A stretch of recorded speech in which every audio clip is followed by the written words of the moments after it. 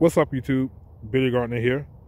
Out here on a chilly Saturday morning. Today is April the 11th, and it's pretty cold down here in North Florida. And like I said, it's April the 11th. It shouldn't be this chilly outside. Matter of fact, if you don't mind, I would actually like for you guys to leave a comment in the comment section and let me know how cold it is in your area. Because I can only imagine that it's a lot colder in other places. But anyway, today we're looking at the Concord Seedless Grapevine. And there's a lot of history behind this particular grapevine.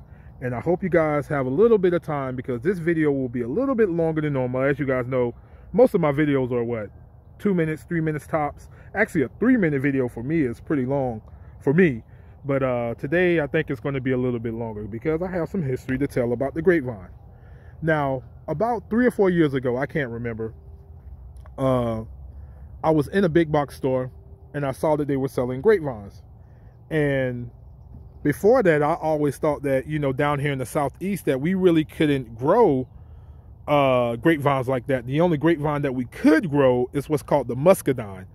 And I'm not sure if you've ever heard or had a muscadine grape before, but a muscadine grape is, how can I say, it's either you love them or you hate them. And a lot of people hate them.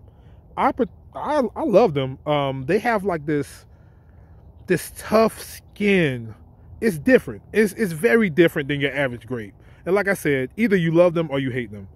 And before I went to the big box store that day, I was under the impression that the muscadine was the only grapevine that we could grow down here in the Southeast.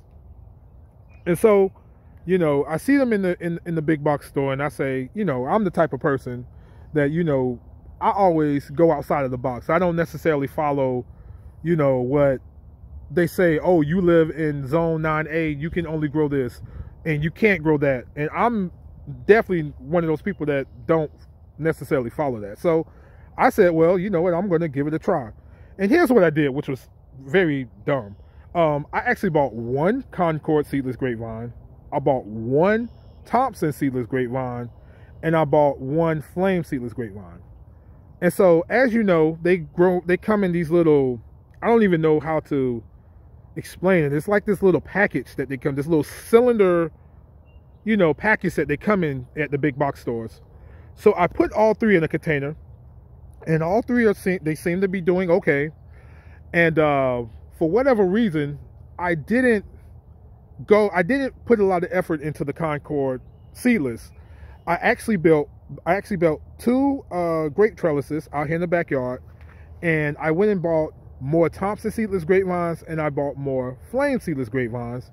And matter of fact, I'll put a link in this video, in the description box of this video, to the grape trellises that I built for them. And I still had the Concord seedless grapevine in that little container, and it was just sitting there. And to be honest with you, I was kind of indifferent to it, because I was just like, it's Concord grapes. I mean, that's what they make communion wine out of. Like, you know, there just wasn't any excitement about growing the Concord grapes. So it was just sitting there, and it was just sitting there. And I want to say that my dad convinced me to put it in a container and just, you know, just see what happens. So we ended up doing that, and I built like this little, to be honest with you, this BS like grape trellis for it, which was junk. And because I just wasn't excited about growing it.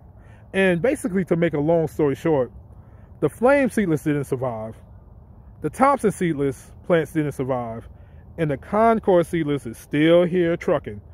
And the thing about it is, down here in the Southeast, there's a bug that carries some kind of disease, and they say once that bug gets to your grapevines, it's pretty much over with. And it seems like, I guess, the Concord seedless grapevine wasn't bothered by it. I've actually seen the bug. One day I was out here and I literally saw the bug on my Thompson seedless grapevines, and I was like, I knew it was over at that point. I literally seen the bug on it. And I'm pretty sure the bug had an opportunity to get to the Concord seedless, and as we see, it's still here chugging along. So I'm going to bring you guys in closer just to show you some of the activity on the grapevines.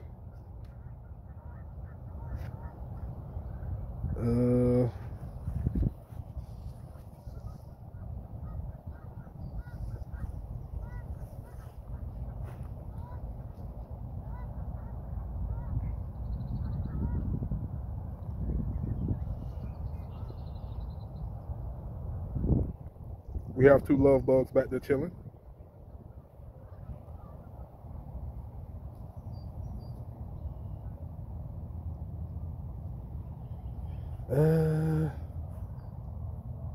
Another love bug right there.